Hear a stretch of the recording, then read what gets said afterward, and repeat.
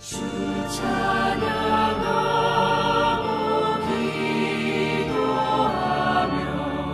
내 몸 힘써 다하라. 주 약속하신 모든 은혜 내게서 이루어지리라.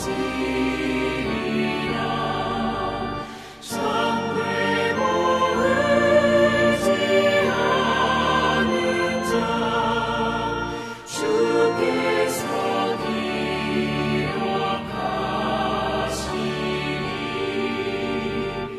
아멘.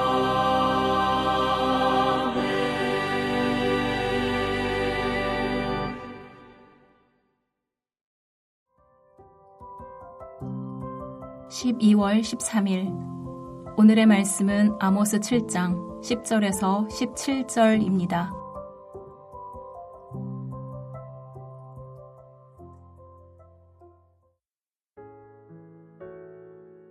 때에 베델의 제사장 아마샤가 이스라엘의 왕 여로보암에게 보내어 이르되 이스라엘 족속 중에 아모스가 왕을 모반하다니 그 모든 말을 이 땅이 견딜 수 없나이다.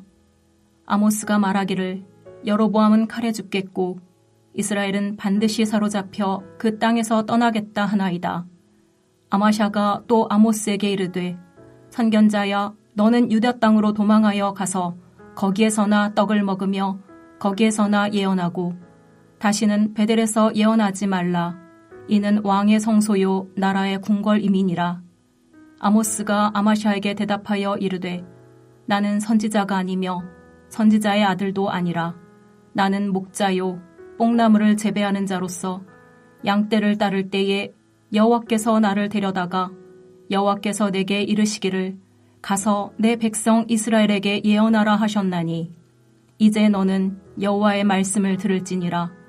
내가 이르기를 이스라엘에 대하여 예언하지 말며 이삭의 집을 향하여 경고하지 말라 하므로 여호와께서 이와 같이 말씀하시기를 내 아내는 성읍 가운데서 창녀가 될 것이요 내 자녀들은 칼에 엎드려지며 내 땅은 측량하여 나누어질 것이며 너는 더러운 땅에서 죽을 것이요 이스라엘은 반드시 사로잡혀 그의 땅에서 떠나리라 하셨느니라. 금요일 새벽 말씀 자리 앞에 나오신 모든 분들을 주님의 이름으로 축복합니다. 현재 우리나라가 어지러운 중에 있습니다.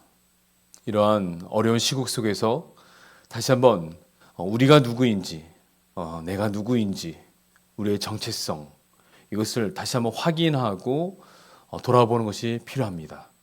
우리의 인생의 목적, 삶의 방향, 하나님의 뜻, 그 방향이 무엇인지를 이 정체성에 대한 부분을 돌아봄으로써 이 어려운 시국 속에 우리의 마음이 이리저리 휘둘리지 않고 무너지지 않고 나아갈 수 있기 때문에 그렇습니다. 오늘 본문에서도 이러한 정체성에 이러한 소명을 따라 나아가는 인물이 있습니다. 바로 아모스입니다. 반면에 내 정체성이 무엇인지 내 소명이 무엇인지 알지 못하고 그것을 잃어버린 변질되어져 버린 제사장이 나옵니다. 바로 아마샤입니다. 이 두 인물의 그 비교 속에서 대조적으로 그것이 드러나면서 우리에게 말씀하실 바가 무엇인지 당시 시대의 어려운 그 정황 속에서 말씀을 심판의 메시지를 들고 가 남유다에 있었던 그 아모스 선지자가 북이스라엘로 와서 그가 하나님의 말씀을 대하여 예언할 수밖에 없는 그러한 혼란한 시국 속에서 소명을 따라 나아가는 삶으로 이 아모스의 모습을 통해서 우리 또한 아모스와 같이 이 시대를 살아가기 원합니다. 그래서 오늘 표제도 아모스와 아마샤의 대결이라고 우리 성경책에 적혀 있습니다. 아마샤, 그 이름의 뜻은 여호와께서 강하게 하신다. 여호와의 능력, 또 어근을 살펴보면 용기 있게 행하다라는 의미가 있습니다. 근데 정작 아마샤가 용기 있게 행하는 그 방향성, 또 그가 가지고 있는 그 강한 능력, 그 출처가 어디인가라고 하는 것입니다. 여호와께서가 빠진 자리에 세상의 권력 속에서, 내 위치 속에서, 물질 속에서, 내 이익 속에서 그 하나님을 배제하고서 그 안에 나를 강하게 하는 그 조건들을 넣어서 변질되어져 버렸습니다. 그래서 그를 하나님의 제사장이라고 부르지 않고 베델의 제사장으로 부르고 있습니다. 이를 통해서 아마샤가 어떻게 타락하고 변질되어져 있는지 우리가 추측할 수 있습니다. 근데 그 이름은 너무 좋죠. 하나님께서 강하게 하신다. 네, 아모스 이름 여러분 잘 아시는 것처럼 그 이름의 뜻, 짐을 지는 자. 참으로 우울하죠. 그 이름이 짐을 지는 자. 근데 그는 하나님의 소명을 따라 그가 나아가고 있는 것이죠. 시대의 무거운 심판의 메시지의 짐을 지는 자로서 용기 있고 담대하게 나아가죠. 그야말로 여호와께서 강하게 하시는 그 담대함으로 용기 있게 선포합니다. 이 두 인물의 대조를 통해서 다시 한번 이 정체성과 소명을 우리가 확인하기 원합니다. 첫 번째, 이 아모스가 자신의 정체성을 분명하게 얘기합니다. 이 아마샤가 공격하죠. 10절도 보시면 아모스의 예언을 모함합니다. 그리고 이렇게 얘기합니다. 이 땅에 그의 모든 말을 견딜 수가 없다. 네가 선포하고 있는 예언 우리가 견딜 수 없다. 받아들일 수 없다. 12절 13절도 보시면은 베델에서 쫓아내려고 하고 있죠. 그리고 뭐합니까? 하나님의 말씀을 선포하지 말라고 방해합니다. 남유다에 가서나 거기서나 예언해라. 여기서 베델에서는 다시는 예언하지 말아라. 여기는 왕의 성소다. 나라의 궁궐이다라고 하면서 지금 하나님의 말씀을 방해합니다. 그의 이름의 뜻은 여호와께서 강하게 하신다는데 실질적으로는 타락한 지도자로서 여호와께서 강하게 하시는 말씀에 귀 기울이지 못합니다. 여호와께서 강하게 하시는 그 말씀에 반응하지 못합니다. 그것이 바로 그의 모습이죠. 왜 이렇게 됐습니까?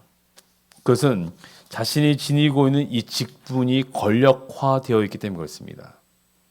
소명을 잃어버린 자의 특징은 내가 처한 위치와 내가 처한 능력들을 권력화하고 그것을 내 권위의 능력으로 삼고자 한다는 것입니다.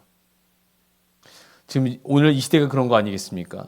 내가 있는 위치, 그 위치를 권력화해서 내가 그를 권위를 갖고서 내 뜻대로 내 마음대로 행사하는 것. 그것이 오늘 우리나라가 어렵게 된 이유가 아니겠습니까?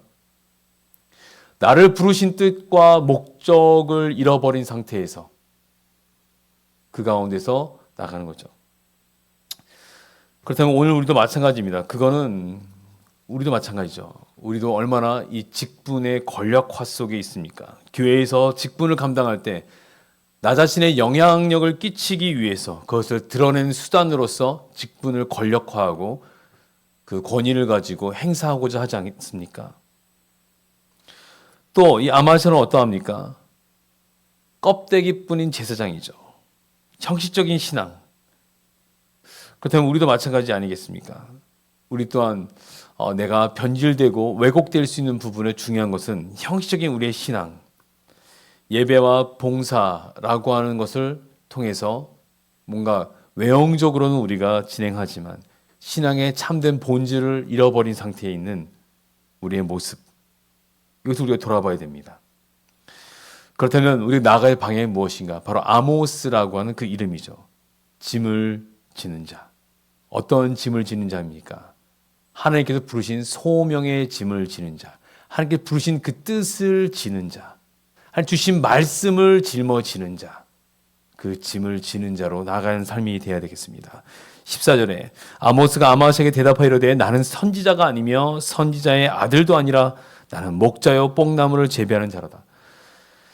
자신을 목자로 뽕나무 재배자로 얘기하고 있습니다.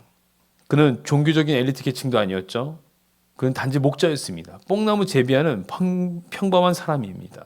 목자는 양을 돌보고 책임과 그 가운데 섬김과 겸손의 의미 속에 이 목자의 의미를 우리가 볼 수 있죠.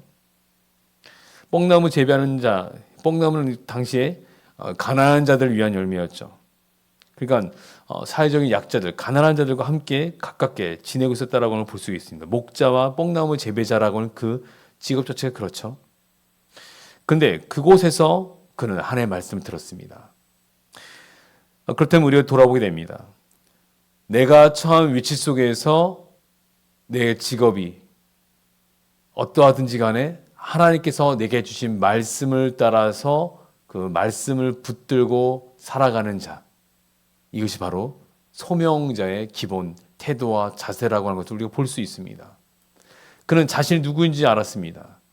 자신은 뽕나무 재배자 목자이지만 하나님께서 내게 주신 말씀, 그 말씀을 듣고 순종하여 준행하여 행하는 자, 바로 하나님의 말씀 가운데 나아가는 자, 하나님의 말씀을 따라 살아가는 자, 바로 그러한 존재로 부름받았다는 사실, 이것이 바로 소명자의 기본적 태도와 자세가 아니겠습니까?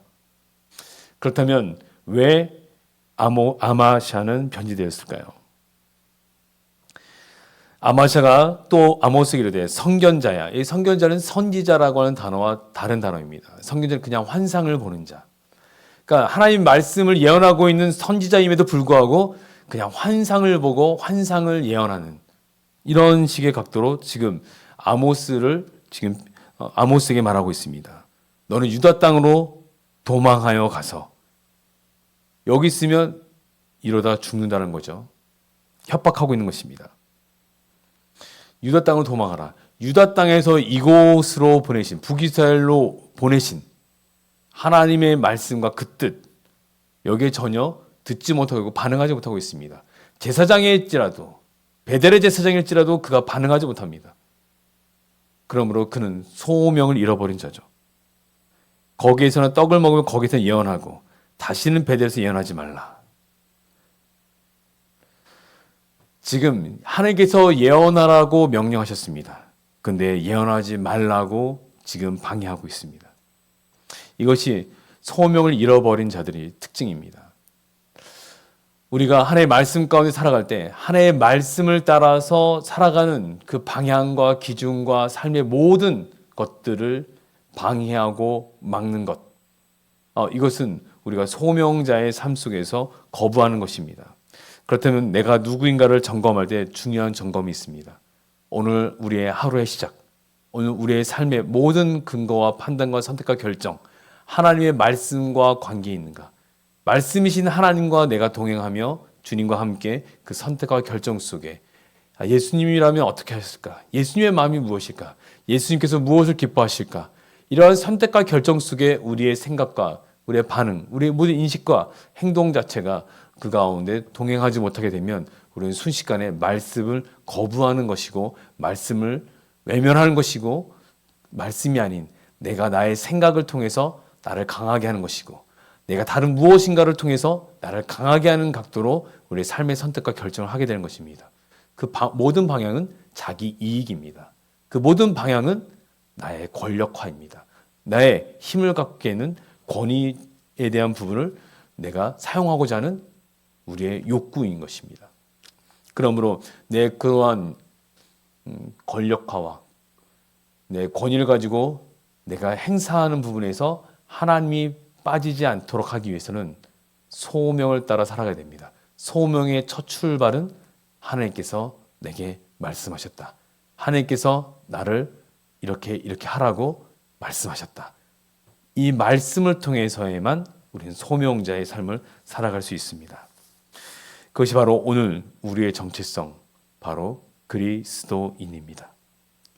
너희는 택하신 족속이요 왕 같은 제사장들이요 거룩한 나라 그의 소유된 백성이라.